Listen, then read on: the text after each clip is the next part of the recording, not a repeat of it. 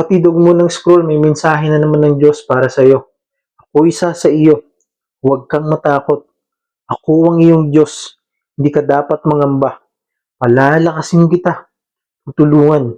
Iingatan at ililigtas. Isaiah chapter 41 verse 10.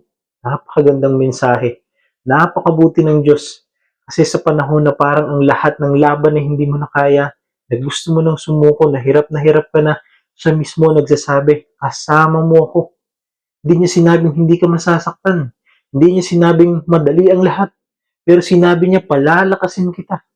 Kaya kung pagod ka na, kung hirap ka na, kung may bigat sa dibdib mo, kung umiiyak ka sa tahimik na gabi, tandaan mo kapatid, hindi mo kailangan kayanin mag-isa. Kasi ang Diyos na lumikha ng langit at ng lupa, siya ring humahawak sa kamay mo ngayon.